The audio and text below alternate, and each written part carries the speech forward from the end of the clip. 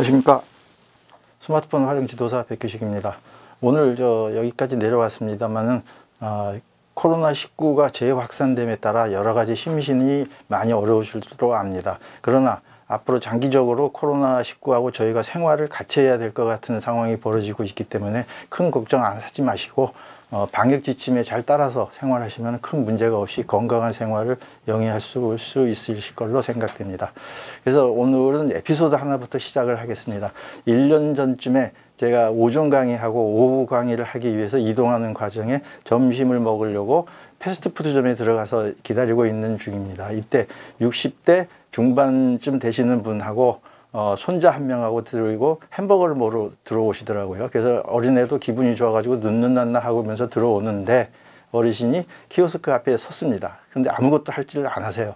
그냥 멍하게 한 5분 동안만 쳐다보시고 이것저것 만져보시더니 아무것도 하지를 않으십니다.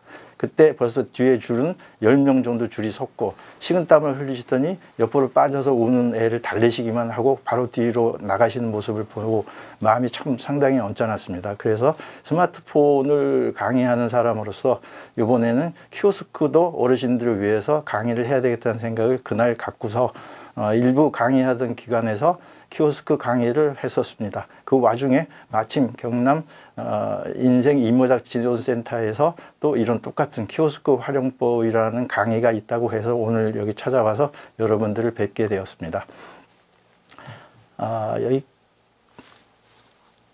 그 다음에 제 소개를 먼저 해드리겠습니다. 저는 한 약 32년 동안 대기업에서 근무를 하다가 임원으로 은퇴를 하고 인생 이모작을 어떻게 하면 잘할까 생각하던 중에 스마트폰을 택했습니다. 그래서 스마트폰을 잘해서 공부를 열심히 해서 자격증을 따고 이 스마트폰을 가지고 지금 여러 기관에서 강의를 하고 있습니다. 스마트폰 활용, 워크, 유튜브 같은 여러 가지 종류를 가지고 지금 강의를 하고서 아주 재미있게 노년이나 인생 이모작을 재미있게 살고 있다고 지금 자부를 하고 있습니다. 그래서 이 강의를 들으시는 여러분들도 은퇴하기 전에 미리 이런 준비를 좀 하셔서 인생 이모작을 즐겁게 보내실 수 있는 길이 있었으면 좋겠습니다. 그럼 오늘 강의는 스마트폰 강의가 아니라 처음에 모두에 말씀드렸다시피 키오스크라는 거에 대해서 강의를 하기 위해서 이 자리에 앉았습니다. 그래서 키오스크가 무엇인지 첫 번째 보고요. 두 번째 그런 키오스크가 어떻게 시장을 형성하고 있는지 또 보고 그 다음에 세 번째는 이런데 디지털 기기 사용이 어려우신 어르신들이 왜 이렇게 어려움을 겪고 계시는지에 대해서 한번 같이 생각을 해보고 그 다음에 제가 만든 거지만은 키오스크를 어떻게 하면은 가장 잘 할 수 있는지 그 원칙을 한번 제가 만들어 본 걸 돌이켜 보고요. 그 다음에 이런 디지털 기기에 약한 어르신들을 위해서 KT에서 만든 교육용 앱이 있습니다. 이건 무료로 아무나 설치해서 연습을 할 수 있는 앱이기 때문에 이걸 같이 오늘 설치를 해보고 그 앱을 가지고 하나하나 체험을 해본 과정을 거치도록 하겠습니다. 그래서 그 다음에 첫 번째 바로 강의를 들어가겠습니다. 그래서 키오스크가 그러면 과연 무엇이냐?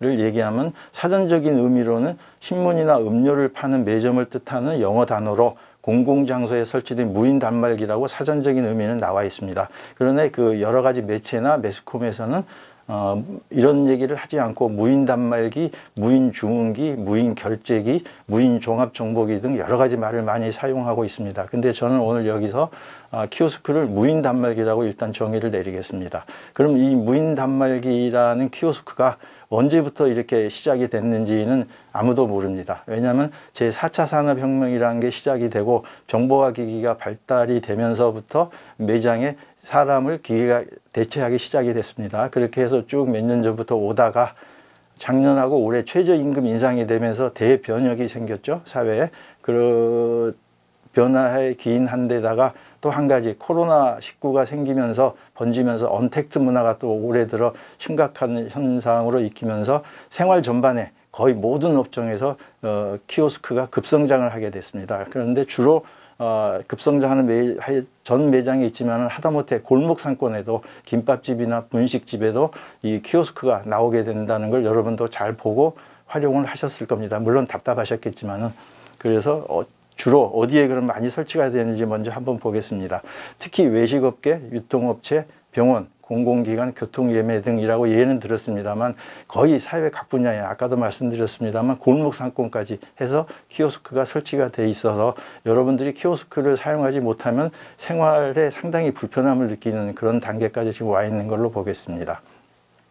그럼 상식적으로 이러한 키오스크가 과연 국내에 얼마만한 시장을 형성하고 있는지 상식적으로 한번 보도록 하겠습니다. 여기 도표가 나오고 있습니다만 2018년 기준으로 봤을 때 2016년에 5배가 되는 3천억 시장을 이루고 있습니다. 그럼 벌써 가파르게 성장하고 있는 걸 도표에서 보실 수가 있겠고요. 2023년까지 연평균 5.7%가 성장할 거라는 신한금융투자의 예측이 있습니다. 그래서 이런 전망을 보시면서 과연 키오스크가 우리가 무시할 상황이 아니라는 걸 아실 수 있을 겁니다. 그래서 키오스크 이용 주요 대원칙이라고 제가 말을 만들었지만은 간단한 원칙입니다.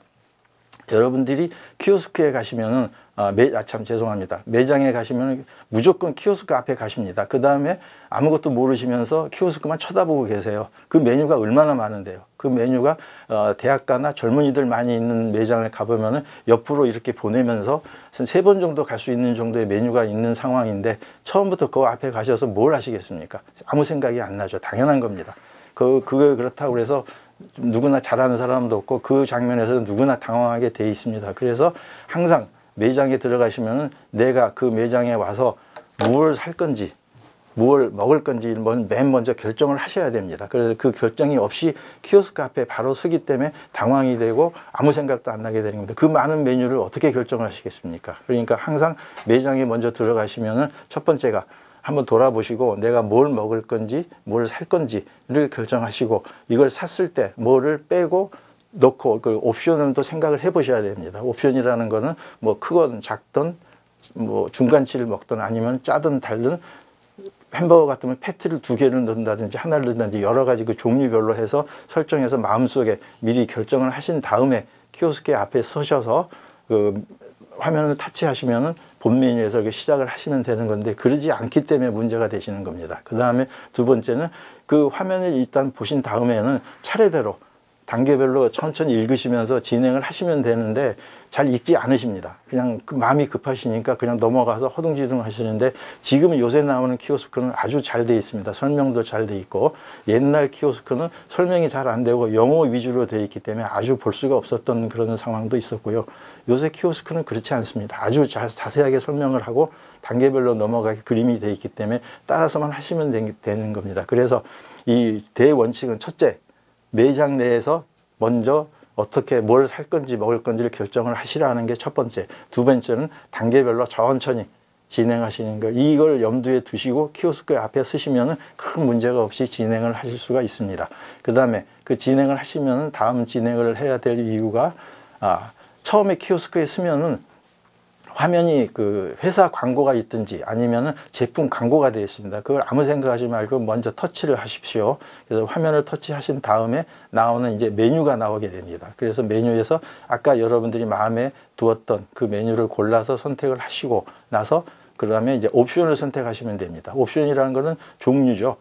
내가 정했던 메뉴에 어떻게 선택을 할 건지 짜게 할 건지 맵게 할 건지 아니면 뭐를 넣을 건지 뺄 건지 생각하셔서 선택을 하시면 여기까지 오시면 키오스크의 메뉴 주문은 끝이 납니다. 그 다음에는 이제 주문을 했으면 돈을 내야 되지 않겠습니까? 그래서 키오스크는 결제를 하는 과정이 현금보다는 카드 위주로 되어 있습니다. 현금도 있는 기계를 몇 번 봤습니다만 거의 없습니다. 현금은 창구에 가서 돈을 내시면 되죠. 그래서 문제가 되지 않고 키오스크에서는 카드 결제를 하게 되어 있습니다. 그래서 옵션 선택이 끝나면 카드 결제 순서로 넘어가시면 그 다음에 그 카드 결제 내에서는 여러분들 포인트 적립하는 경우 할인 카드 쓰는 경우 두 가지가 나오게 될 겁니다. 그러면 그 두 가지를 선택을 하셔서 있다 없다 결정을 하시고 카드를 넣으시면 되는데 이때 카드 넣으실 때 화면을 자세히 보시면은 앞에 그 카드를 어떻게 넣어야 되는지 모양하고 어디다 넣어야 될지 화살표가 잘 나와 있을 겁니다. 그래서 그걸 보시고 그 IC 카드 칩이 위로 간 모양으로 해서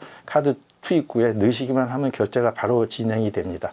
그래서 카드 결제를 하시고 나서 맨 마지막엔 나오는 데서 주문번호가 나오죠. 그 뭐 210번, 410번, 뭐 52번 이런 주문번호를 받아서 카드하고 뽑아가지고 가서 대기하시면은 키오스크에서 주문 관련은 끝납니다. 그런데 중요한 거는 이 주문번호를 받아서 대기하실 때가 문제가 됩니다. 지난번에 뉴스에서 보신 영상이 하나 있을 겁니다. 그 어르신이 기다리다가 늦게 받아서 식은 햄버거 받아서 화가 나서 직원한테 던지는 경우.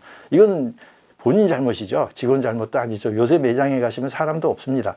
한 명 아니면 두 명인데 자기들도 바쁩니다. 포장해주고 돈 받고 뭐 주문해야 되고 이런 과정들이 많기 때문에 들어오신 분에 설명해 줄 사람도 없습니다. 그래서 여러분들이 이 과정을 잘 파악을 해서 보시고 설명을 해 주지 않은 경우에 내가 알아서 먹어야 되는 이제 그 상황이 왔습니다. 그래서 여러분들도 와서 기다리실 때 두 가지가 있습니다. 작은 매장에 가면은 번호를 부르실 겁니다. 그래서 부르면 창구로 가서 받으시면 되고, 큰 매장에서는 그 주방 아니면 그 창구 화면에 위에 보시면 디스플레이가 있습니다. 그 디스플레이 번호가 지나가죠. 그래서 그 지나가는 번호를 보고 가서 받아 오시면 되는데 그 번호 없어지지 않습니다. 여러분들이 가서 받아 올 때까지는 계속 주문이 나오고 있기 때문에 천천히 가서 받아 오시면은 주문해서 물건 받는 것까지 선택이 아주 끝나는 과정으로 되겠습니다.